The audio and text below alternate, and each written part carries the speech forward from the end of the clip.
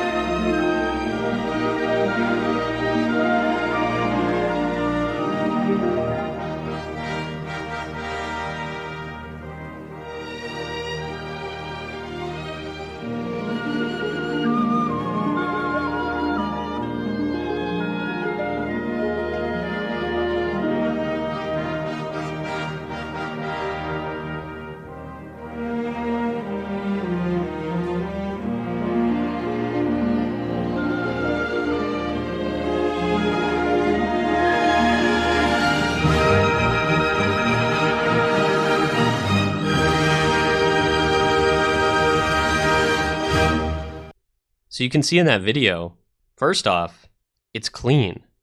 It's orderly. You don't see homeless people lying on the ground. You don't see people begging for money. You don't see rats. You don't see food on the ground.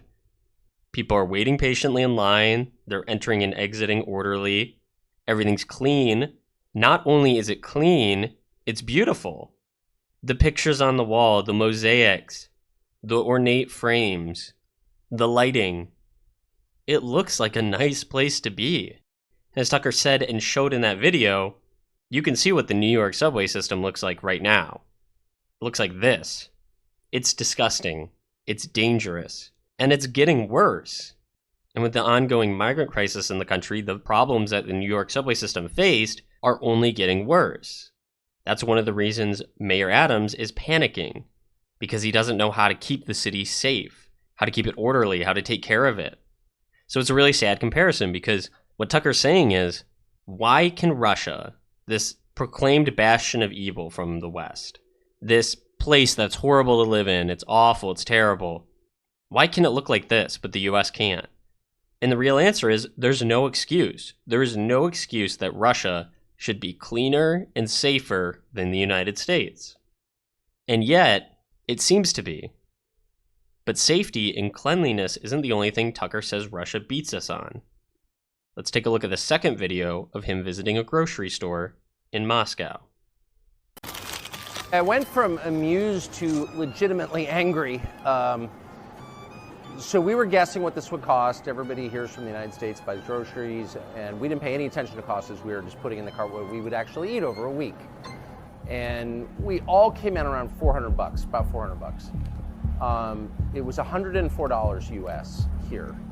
And that's when you start to realize that ideology maybe doesn't matter as much as you thought, corruption.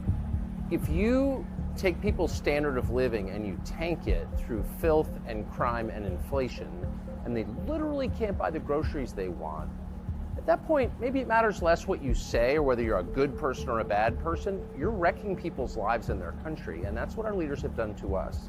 And coming to a Russian grocery store, the heart of evil, and seeing what things cost and how people live, it will radicalize you against our leaders. That's how I feel anyway, radicalized. We're not making any of this up, by the way, at all. So as you heard in that video, what they paid for their basket of goods that they typically would buy for a week of food costs about a fourth of what they would pay in the United States. The cost of living in Moscow is way lower than in any major United States city. Now, there's a lot of factors that play in that, but he mentions some variables that are intentionally caused by the US to make that disparity greater. And as he says, factors like the filth of our country, the crime in our country, the runaway inflation, all these things create a disparity in the quality of life. Now, Russia's not a great country to live in by any means. It's actually ranked pretty low in terms of satisfaction. And I'm not saying that Russia's a better country than the United States. It's not. But why in these circumstances does it seem to be? Why is Russia allowed to beat us in anything? Safety, cleanliness, cost of living. Why is Russia beating us in anything? There is no excuse for that. And the worst of it is that the United States is getting worse. These problems are getting worse over time. The cost of living is ridiculous now, to the point where most people who have low-income jobs can't afford to live. You're seeing a legitimate problem with people trying to maintain any semblance of a first world lifestyle in the United States. That is a huge problem.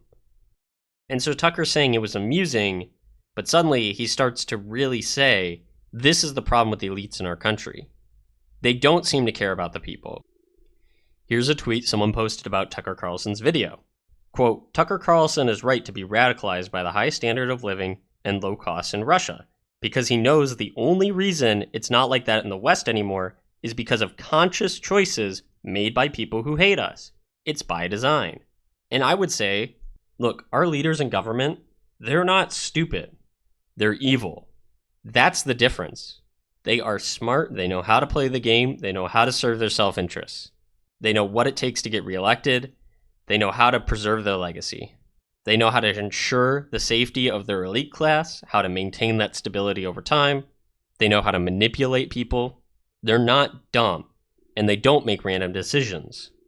Everything is for the preservation of their elitist class and the preservation of their elitist lifestyle.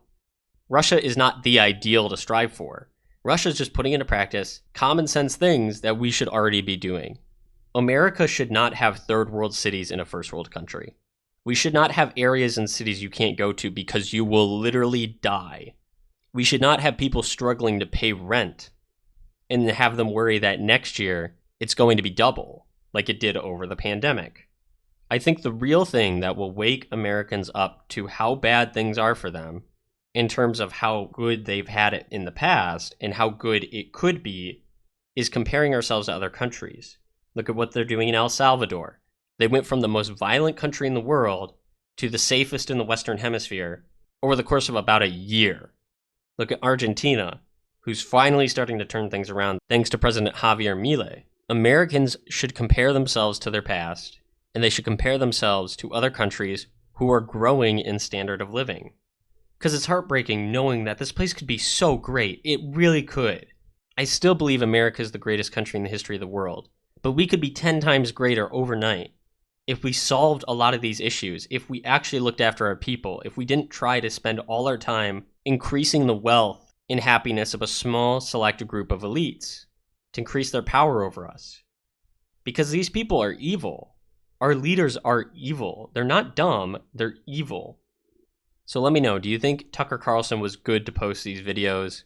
How do you feel about the state of America? And if you had to start somewhere to fix this country, where would it be?